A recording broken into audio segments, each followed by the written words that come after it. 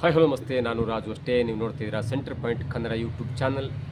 ನಮ್ಮ ನಾಡಿನ ಜನಪ್ರಿಯ ನಟಿಯಾದಂಥ ಭಾವನಾ ಅವರು ಯಾವಾಗ ತಾನು ಅವಳಿ ಮಕ್ಕಳ ತಾಯಿ ಆಗ್ತಾ ಇದ್ದೇನೆ ಅನ್ನುವಂಥ ಒಂದು ಸುದ್ದಿಯನ್ನು ಕೊಟ್ಟರಲ್ಲ, ಅದಾದ ನಂತರ ಎಲ್ಲರೂ ಕೂಡ ಚರ್ಚೆ ಮಾಡ್ತಿರುವ ವಿಷಯ ಅದೇನೆಂದರೆ IVF ಅಂದರೆ ಏನು, IVF ಮುಖಾಂತರ ಹೇಗೆ ತಾವು ಮಕ್ಕಳನ್ನ ಪಡೆದುಕೊಳ್ಬೋದು, ಜೊತೆಗೆ IVF ಮುಖಾಂತರ ಮಕ್ಕಳನ್ನ ಪಡೆದುಕೊಂಡ್ರೆ ಅದರ ಆಗು ಹೋಗುಗಳೇನು, ಅದರ ಅನುಕೂಲಗಳೇನು, ಅದರ ಅನಾನುಕೂಲಗಳೇನು, ಮದುವೆ ಆಗದಿದ್ರೂ ಕೂಡ ತಾಯಿ ಆಗಲಿಕ್ಕೆ, ಅಂದರೆ ಒಬ್ಬಳು ಹೆಣ್ಣು ತಾಯಿ ಆಗಲಿಕ್ಕೆ ಕಾನೂನು ಅಡಿಯಲ್ಲಿ ಅವಕಾಶ ಇದೆಯಾ, ಇದೆಲ್ಲದರ ಬಗ್ಗೆ ಚರ್ಚೆ ಆಗ್ತಿರುವ ಬೆನ್ನಲ್ಲೇ ಇದೀಗ ನಮ್ಮ ದೇಶ ಕಂಡಂಥ ಅತ್ಯಂತ ಶ್ರೀಮಂತ ಉದ್ಯಮಿಯಾಗಿರುವಂಥ ಮುಖೇಶ್ ಅಂಬಾನಿಯ ಕುಟುಂಬದಲ್ಲೂ ಕೂಡ 4 ಮಕ್ಕಳು IVF ಮುಖಾಂತರ ಹುಟ್ಟಿದ್ದಾರೆ ಎನ್ನುವಂಥ ಸುದ್ದಿ ಇದೀಗ ಹರಿದಾಡ್ತಾ ಇದೆ ಮತ್ತು ಖಚಿತ ಸುದ್ದಿ ಕೂಡ ಇದೀಗ ಹರಿದಾಡ್ತಾ ಇದೆ. ಹಾಗಾದರೆ IVFನಿಂದ ಏನೆಲ್ಲ ಅನುಕೂಲ ಇದೆ, ಏನೆಲ್ಲ ಅನಾನುಕೂಲ ಇದೆ, ಭಾವನಾ ಅವರು ಹೇಗೆ ಯಾವ ಕಾನೂನಿನ ಅಡಿಯಲ್ಲಿ ಯಾವ ಅವಕಾಶದಲ್ಲಿ ತಾನು ಮದುವೆಯಾಗದೆ ತಾಯಿ ಆಗ್ತಾ ಇದ್ದಾರೆ, ಇವೆಲ್ಲವನ್ನು ನೋಡೋಣ. ಅದಕ್ಕೆ ಮೊದಲೇ ತನಕ ನಮ್ಮ ಚಾನಲ್ನ ಸಬ್ಸ್ಕ್ರೈಬ್ ಮಾಡಿಲ್ಲ ಅಂದರೆ ಈಗಲೇ ಸಬ್ಸ್ಕ್ರೈಬ್ ಮಾಡಿ, ಜೊತೆಗೆ ಕಾಮೆಂಟ್ಗಳ ಮುಖಾಂತರ ತಮ್ಮ ಅಭಿಪ್ರಾಯವನ್ನು ತಿಳಿಸ್ಬೋದು. ವೀಕ್ಷಕರೇ, ನಟಿ ಭಾವನಾ ಅವರು ಒಂದು ಸ್ಟೇಟ್ಮೆಂಟನ್ನು ಕೊಡ್ತಾರೆ, ಒಂದು ಪೋಸ್ಟನ್ನು ಹಾಕ್ತಾರೆ. ತಾನು ಇದೀಗ ಅಂದರೆ ಮದುವೆ ಆಗದೇ ಇದ್ರೂ ಕೂಡ ತಾನು ಅವಳಿ ಮಕ್ಕಳ ತಾಯಿ ಆಗ್ತಾ ಇದ್ದೇನೆ, IVF ತಂತ್ರಜ್ಞಾನದ ಮುಖಾಂತರ ನಾನು ತಾಯಿ ಆಗ್ತಾ ಇದ್ದೇನೆ ಅನ್ನುವಂಥ ಪೋಸ್ಟನ್ನು ಮಾಡಿದ್ರು. ಅದಾದ ನಂತರ ಎಲ್ಲ ಸುದ್ದಿ ಮಾಧ್ಯಮದವರು ಕೂಡ ಅವರು ಹಿಂದೆ ಬಿದ್ದರು. ಹೇಗಾಯಿತು, ಅನುಕೂಲ ಏನು, ಅನಾನುಕೂಲ ಏನು, ನಿಮಗೆ ಯಾವ ರೀತಿಯಲ್ಲಿ ಅವಕಾಶ ಇತ್ತು, ಎಲ್ಲವನ್ನೂ ಕೂಡ ನಮ್ಮ ಚಾನಲ್ನವರು ಭಾವನವರಿಗೆ ಪ್ರಶ್ನೆಯನ್ನು ಕೇಳಿದ್ರು. ಜೊತೆಗೆ ಅವರು ಕೂಡ ಅದಕ್ಕೆ ಸರಿಯಾದ ಕ್ಲಾರಿಫಿಕೇಷನ್ ಕೊಟ್ಟು IVF ಬಗ್ಗೆ ಇರುವಂಥ ಗೊಂದಲಗಳ ಬಗ್ಗೆ ಪರಿಹಾರವನ್ನು ಕೊಟ್ಟರು. ಅವ್ರು ಹೇಳುವ ಪ್ರಕಾರ ಒಂದು ಹೆಣ್ಣು ಅನೇಕ ತೊಂದರೆಗಳಿಂದ, ಆದರೆ ಓದಿರ್ಬೋದು ಅಥವಾ ಬೇರೆ ಬಿಸ್ನೆಸ್ ಆಗಿರ್ಬೋದು ಅಥವಾ ಬೇರೆ ಬೇರೆ ದೇಹದ ಒಂದು ವೈಪರೀತ್ಯಗಳಿಂದ ಏನಾದರೂ ಮದುವೆ ಆಗಲಿಲ್ಲ ಅಂದರೂ ಕೂಡ ಅವಳಿಗೆ ಆ ಹೆಣ್ಣಿಗೆ ತಾಯಿಯಾಗುವಂಥ ಒಂದು ಬಯಕೆ ಇರುತ್ತೆ. ಆ ಬಯಕೆಯನ್ನು ಈಡೇರಿಸಿಕೊಳ್ಳೋ ನಿಟ್ಟಿನಲ್ಲಿ ಒಂದು ಮದುವೆ ಆಗಬೇಕು, ಇಲ್ಲ ಅಂದಿದ್ರೆ ಆ ಅವಕಾಶ ಇರಲ್ಲ. ಜೊತೆಗೆ ಅವಕಾಶವನ್ನು ಸದುಪಯೋಗಪಡಿಸಿಕೊಳ್ಳುವ ನಿಟ್ಟಿನಲ್ಲಿ ಅವಳು ತಾಯಿ ಆಗಲೇಬೇಕೆನ್ನೋ ಒಂದು ಹಠಕ್ಕೆ ಬಿದ್ದರೆ ಅದಕ್ಕೆ ಕಾನೂನಿನಲ್ಲಿ ಕೂಡ ಅವಕಾಶ ಇದೆ. 40 ರಿಂದ 50 ವರ್ಷದ ಒಬ್ಬ ಒಂಟಿ ಮಹಿಳೆ ಅಂದರೆ ಮದುವೆ ಆಗಲಿಲ್ಲ ಅಂದರೆ ಅವಳು ತಾಯಿ ಆಗುವಂಥ ಅವಕಾಶ ಕಾನೂನಿನ ಅಡಿಯಲ್ಲಿ ಕೊಟ್ಟಿದೆ. ಅದು IVF ಮುಖಾಂತರ, ಅಂದರೆ ಬಾಡಿಗೆ ಪಡೆದ ದತ್ತು ಪಡೆದ ವೀರ್ಯದಿಂದ IVF ತಂತ್ರಜ್ಞಾನದ ಮುಖಾಂತರ ತಾಯಿ ಆಗುವಂಥ ಅವಕಾಶ ಕಾನೂನಿನ ಅಡಿಯಲ್ಲಿ ಇದೆ. ನಿಮ್ಗೆ IVF ಅಂದ ಕೂಡ ಒಂದು ಸೆಂಟೆನ್ಸಲ್ಲಿ ಹೇಳಿಬಿಡ್ತೇನೆ. ಅಂದರೆ ಹೆಣ್ಣಿನ ಅಂಡಾಣು ಮತ್ತು ಗಂಡಿನ ವೀರ್ಯವನ್ನು ತೆಗೆದುಕೊಂಡು ಒಂದು ಲ್ಯಾಬ್ನಲ್ಲಿ ಅದನ್ನು ಡೆವಲಪ್ ಮಾಡ್ತಾರೆ, ಭ್ರೂಣವಾಗಿ ಡೆವಲಪ್ ಮಾಡ್ತಾರೆ. ಭ್ರೂಣ ಫಾರ್ಮ್ ಆದ ನಂತರ ಆ ಭ್ರೂಣವನ್ನು ತೆಗೆದುಕೊಂಡು ಹೋಗಿ ಮತ್ತೆ ಅದೇ ತಾಯಿಯ ಗರ್ಭದಲ್ಲಿ ಅಂದರೆ ಫೆಲೋಪಿಯನ್ ಟ್ಯೂಬ್ನಲ್ಲಿ ಡೆವಲಪ್ ಮಾಡಿ ಅದು ಮಗುವಾಗುವ ಹಂತವನ್ನು ನಾವು IVF ತಂತ್ರಜ್ಞಾನ ಅಂತಾರೆ. ಅಂದರೆ ಮೊದಲು ಅಂಡಾಣು ಮತ್ತು ವೀರ್ಯಾಣುವನ್ನು ತೆಗೆದುಕೊಂಡು ಅದಕ್ಕೆ ಫಲವತ್ತನೆ ಮಾಡಿ ಅದನ್ನು ಬೆಳವಣಿಗೆ ಮಾಡಿ ಅದನ್ನು ಭ್ರೂಣವನ್ನಾಗಿ ಮಾಡುವ ಹಂತವಿದೆಯಲ್ಲ, ಅದು IVF ತಂತ್ರಜ್ಞಾನ. ಅದನ್ನು ಮತ್ತೆ ತಾಯಿಯ ಗರ್ಭದ ಒಳಗೆ ಸೇರಿಸಿ ಅದನ್ನು ಮತ್ತೆ 9 ತಿಂಗಳ ಕಾಲ ಬೆಳವಣಿಗೆ ಮಾಡಿ ಅದನ್ನು ಡೆಲಿವರಿ ಮಾಡುವ ಹಂತ, ಅದು IVF ತಂತ್ರಜ್ಞಾನ ಅಂತ ಹೇಳ್ತಾರೆ. ಅದಕ್ಕೆ ಬೇಕಾದಂಥ ಪೂರಕವಾದಂಥ ಮೆಡಿಸಿನ್ ಇರ್ಬೋದು, ಟ್ಯಾಬ್ಲೆಟ್ಸ್ ಇರ್ಬೋದು, ಮತ್ತು ವೈದ್ಯರು ಅತ್ಯಂತ ಸೂಕ್ಷ್ಮವಾದ ಮತ್ತು ಅತ್ಯಂತ ತ್ವರಿತವಾದ ಸಲಹೆಯನ್ನು ಕೊಡ್ತಾರೆ. ಈ ಮುಖಾಂತರ ಭಾವನಾ ಅವರು ಕೂಡ ಯಾವಾಗ ತಮಗೆ 40 ವರ್ಷ ಆಯ್ತಲ್ಲ, ಆ ಕಾನೂನಿನ ಅವಕಾಶವನ್ನು ಬಳಸಿಕೊಂಡು, ಅಂದರೆ ನಿಮಗೆ 30 ವರ್ಷದವರೆಗೆ 20 ವರ್ಷದವರೆಗೆಲ್ಲ ಅವಕಾಶ ಸಿಗಲ್ಲ, ಯಾಕಂದರೆ ಅವರಿಗೆ ಮದುವೆ ಆಗುವಂಥ ಹಂತ ಇರುತ್ತೆ. ಅಥವಾ ಒಂದು ಸಲ ನೀವು IVF ತಂತ್ರಜ್ಞಾನ ಬಳಸ್ಕೊಂಡ ನಂತರ ಮತ್ತೆ ಮದುವೆ ಆಗುವಂಥ ಹಂತಕ್ಕೆ ಬಂದದ್ದು ಸಮಸ್ಯೆ ಆಗುತ್ತೆ ಅನ್ನೋ ದೃಷ್ಟಿಯಲ್ಲಿ 40 ವಯಸ್ಸಿನ ತನಕ ಯಾವುದೇ ಹೆಣ್ಣು ಒಂಟಿ ಮಹಿಳೆ IVF ತಂತ್ರಜ್ಞಾನದ ಮೊರೆ ಹೋಗುವಾಗಿಲ್ಲ ಎನ್ನುವಂಥ ಒಂದು ರಿಸ್ಟ್ರಿಕ್ಷನ್ ಇದೆ. ಯಾರಿಗಂದರೆ ಅದು ಮದುವೆ ಆಗದ ಒಂದು ಹೆಣ್ಣಿಗೆ. ಹಾಗಾಗಿ ಭಾವನಾ ತಮಗೆ ಸಿಕ್ಕಿರುವಂಥ ವಯಸ್ಸಿನ ಆಧಾರದ ಮೇಲೆ ಸಿಕ್ಕಂಥ ಚಾನ್ಸನ್ನು ಉಪಯೋಗಿಸಿಕೊಂಡು ದತ್ತು ಪಡೆದು, ಅಂದರೆ ವೀರ್ಯವನ್ನು ದತ್ತು ಪಡೆದು ಆ ವೀರ್ಯ ಮತ್ತು ತನ್ನ ಅಂಡಾಣುವಿನ ಜೊತೆ IVF ಲ್ಯಾಬಿಗೆ ಕೊಟ್ಟು ಅದನ್ನು ಡೆವಲಪ್ ಮಾಡಿ ಆ ಭ್ರೂಣವನ್ನು ತಮ್ಮ ಗರ್ಭದಲ್ಲಿ ಇರಿಸಿಕೊಂಡು ಈಗ ಅವಳಿ ಮಕ್ಕಳಿಗೆ ಸಾಕ್ತಾ ಇದ್ದಾರೆ, ಹೊಟ್ಟೆಯ ಒಳಗಡೆ ಸಾಕ್ತಾ ಇದ್ದಾರೆ. ಅದು ಒಂದು. ಅದಾದ ನಂತರ ಅನೇಕ ಮಾಧ್ಯಮಗಳಲ್ಲಿ ಮುಖ್ಯವಾಗಿ ಸೋಷಿಯಲ್ ಮೀಡಿಯಾದಲ್ಲಿ ದೊಡ್ಡ ಒಂದು ಗೊಂದಲ ಏರ್ಪಡ್ತದೆ. ಏನಂದರೆ ಅದಕ್ಕೆ ಆಗು ಹೋಗುಗಳೇನು, ಒಂದು ಮಗು ಅಂದರೆ ತಾಯಿಯ ಪ್ರೀತಿಯ ಜೊತೆಗೆ ತಂದೆಯ ಪ್ರೀತಿಯೂ ಬೇಕು. ಯಾಕಂದರೆ ಸಮಾಜದಲ್ಲಿ ತಂದೆ ತಾಯಿ ಜೊತೆಗೆ ಮಕ್ಕಳು ಬೆಳೀತಾರೆ. ಸ್ಕೂಲಿಗೆ ಹೋಗುವಾಗ ತಾಯಿ ಕರ್ಕೊಂಡು ಬಂದರೂ ಕೂಡ ಕೆಲವೊಬ್ಬರು ತಂದೆ ಕೂಡ ಸ್ಕೂಲಿಗೆ ಬಿಡ್ತಾರೆ, ಫಂಕ್ಷನ್ ಆಗುತ್ತೆ, ಅಲ್ಲಿ ಅಪ್ಪ ಅಮ್ಮ ಇರ್ತಾರೆ, ಮಕ್ಕಳಿಗೆ ಖುಷಿ ಆಗುತ್ತೆ.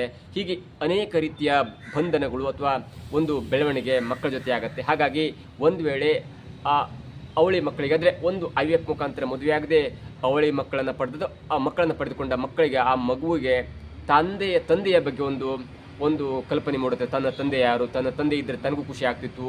ಹಾಗಾಗಿ ಅಂಥ ಒಂದು ಅವಕಾಶವನ್ನು ಈ IVF ಮುಖಾಂತರ ಆ ಮಗು ಕಳ್ಕೊಳ್ಳುತ್ತೆ ಅನ್ನುವಂಥ ಒಂದು ಸಂವಾದ, ಒಂದು ಚರ್ಚೆ ಇದೀಗ ದೊಡ್ಡದಾಗಿ ಹುಟ್ಟಾಗ್ತಿದೆ. ಕೆಲವೊಂದು ಸಲ ಏನಾಗುತ್ತೆ ಅಂದರೆ ಮದುವೆ ಆದಾಗ ಕೆಲವೊಂದು ಕಾರಣದಿಂದಾಗಿ ಗಂಡ ಕಳ್ಕೊಳ್ಬೇಕಾಗುತ್ತೆ. ಆಗಲೂ ಕೂಡ ಮಗುವಿಗೆ ತಂದೆ ಅಂತ ಇರೋದಿಲ್ಲ, ಆದರೆ ಅದಕ್ಕೊಂದು ರೀಸನ್ ಇರುತ್ತೆ. ಆದರೆ ಇಲ್ಲಿ ಏನಾಗುತ್ತಂದರೆ ಗಂಡ ಅಥವಾ ಗಂಡು ಇದೆಯಲ್ಲ ಅದು ಅದು ಅನಾಮಧೇಯ.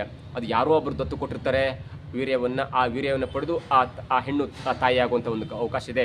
ಅದ್ರ ಜೊತೆಗೆ ಆ ಹುಟ್ಟಿದಂಥ ಮಕ್ಕಳಿಗೆ ತಂದೆ ಇಲ್ಲ ಎನ್ನುವಂಥ ಒಂದು ಕೊರಗು ಕೂಡ ಕಾಡುತ್ತೆ. ಅದು ಕೂಡ ಆ ಮಕ್ಕಳ ಮೇಲೆ ಮುಂದೆ ಅತ್ಯಂತ ಕೆಟ್ಟದಾದಂಥ ಒಂದು ಪರಿಣಾಮ ಬೀರುತ್ತೆ. ಅವರು ಕೂಡ ಗಂಡಿನ ಬಗ್ಗೆ ಒಂದು ಅಸಹ್ಯಕರವಾದ ಭಾವನೆಯನ್ನು ಇಟ್ಕೊಳ್ತಾರೆ.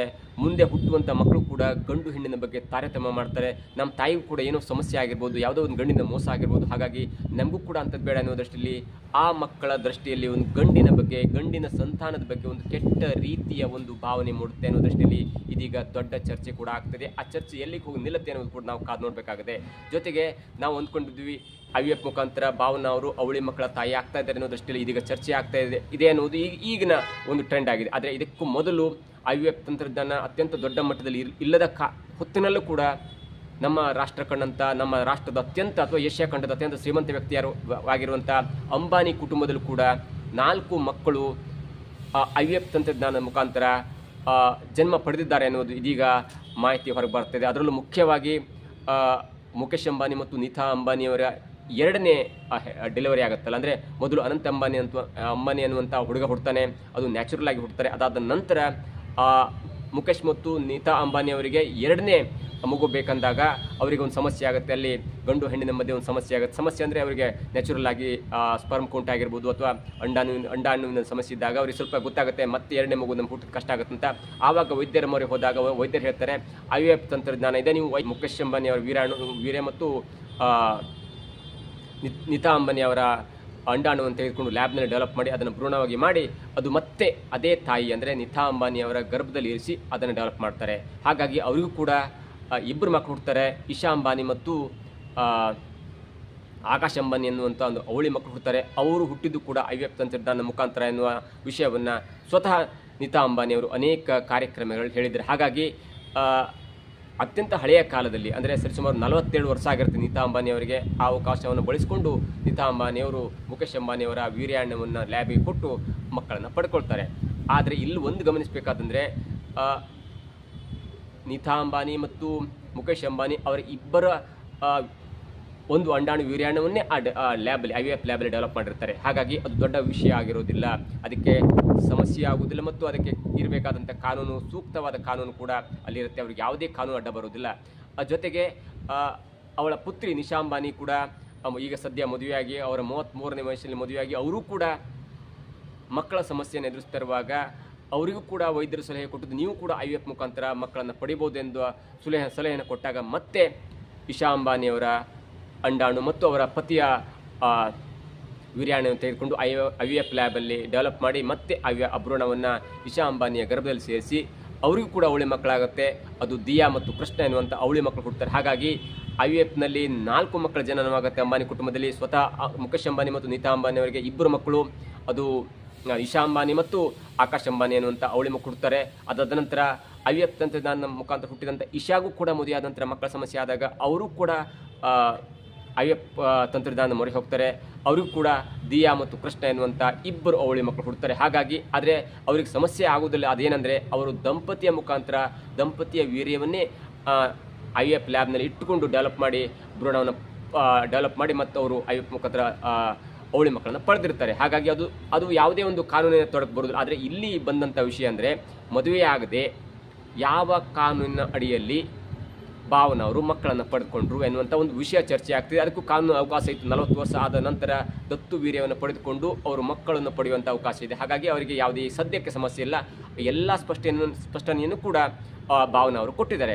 ಇವೆಲ್ಲವನ್ನು ನೋಡ್ತಾ ಇದ್ದರೆ ಮುಂದಿನ ಜನಾಂಗ ಯಾವ ಕಡೆ ಹೋಗುತ್ತೆ ಅನ್ನೋದು ಕೂಡ ಕಾದು ನೋಡಬೇಕಾಗಿದೆ. ಕೆಲವೊಂದು ಸಲ ಅನಿವಾರ್ಯವಾಗುತ್ತೆ. ಭಾವನವರಿಗೆ ಅದು ಅನಿವಾರ್ಯ ಇತ್ತು, ಯಾಕಂದರೆ ಅವರಿಗೆ ದೈಹಿಕವಾಗಿ ಯಾವುದೇ ಸಮಸ್ಯೆ ಇರಲಿಲ್ಲ. ಆದರೆ ಜೀವನದ ಬಗ್ಗೆ ಸ್ವಲ್ಪ ಜಿಗುಪ್ಸೆ ಇತ್ತು ಅಥವಾ ಬೇರೆ ಕಾರಣಗಳಿಂದಾಗಿ ಮದುವೆ ಆಗಿಲ್ಲ ಎನ್ನುವುದು ಕೂಡ ಅವರಿಗೆ ಸ್ವಲ್ಪ ಮ್ಯಾಚುರಿಟಿ ಬಂದ ನಂತರ ಆಗಿತ್ತು. ಯಾಕಂದರೆ ನಾನು ಮದುವೆ ಆದ ನಂತರ ಕೆಲವೊಂದು ಕಾರಣಕ್ಕಾಗಿ ಗಂಡನಿಗೆ ಸರೆಂಡರ್ ಆಗಬೇಕಾಗುತ್ತೆ, ಅಲ್ಲಿ ಅನಿವಾರ್ಯವಾಗಿ ನಾವು ಜೊತೆಗಿರಬೇಕಾಗುತ್ತೆ ಅನ್ನೋ ಕಾರಣಕ್ಕಾಗಿ ಮದುವೆಯನ್ನು ದೂರಿದ್ರು. ಆದರೆ ಅವರಿಗೆ ತಾಯಿ ಆಗಬೇಕೆನ್ನುವಂಥ ಹೆಬ್ಬಯಕೆ ಇತ್ತು.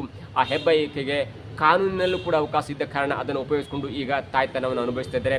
ಸದ್ಯ ಮತ್ತೆ 3 ತಿಂಗಳಲ್ಲಿ 5 ಕೂಡ ಜನ್ಮವನ್ನು ಪಡಿತಾರೆ. ಅವರಿಗೂ ಕೂಡ ಖುಷಿಯ ವಿಚಾರ, ತಾಯಿಯಾಗುವಂಥ ವಿಚಾರ ಅವರಿಗೂ ಕೂಡ ಇದೀಗ ಖುಷಿಯ ಒಂದು ಹಂತದಲ್ಲಿದ್ದಾರೆ. ಅವರಿಗೆ ಒಳ್ಳೆಯದಾಗಲಿ ಅನ್ನೋದು ಕೂಡ ನಮ್ಮ ಕಡೆಯಿಂದ ಒಂದು ವಿಶೇಷ ಆಗಿದೆ. ಜೊತೆಗೆ ಅದರ ಮುಂದಿನ ಆಗು ಹೋಗು ಮತ್ತು ಆ ಮಕ್ಕಳ ಮೇಲೆ ಬೀಳುವಂಥ ಪರಿಣಾಮ ಎಲ್ಲವೂ ಕೂಡ ಮುಂದಿನ ಕಾನೂನು, ಮುಂದಿನ ವ್ಯವಸ್ಥೆ ಯಾವ ತರಹದಲ್ಲಿ ಆ ಮಕ್ಕಳನ್ನು ರೂಪಿಸಿಕೊಳ್ಳುತ್ತೆ ಅಥವಾ ತಾಯಿ ಅವೆಲ್ಲವನ್ನು ಹೇಗೆ ಕರೆಕ್ಟಾಗಿ ನಿಭಾಯಿಸ್ತಾಳೆ ಅನ್ನೋದು ಕೂಡ ಈಗ ಮುಂದಿನ ದೊಡ್ಡ ಕುತೂಹಲವಾಗಿದೆ. ಇದಾಗಿತ್ತು ಇವತ್ತಿನ ವಿಶೇಷ. ನೋಡ್ತಾ ಇರಿ centre point Kannada YouTube channel.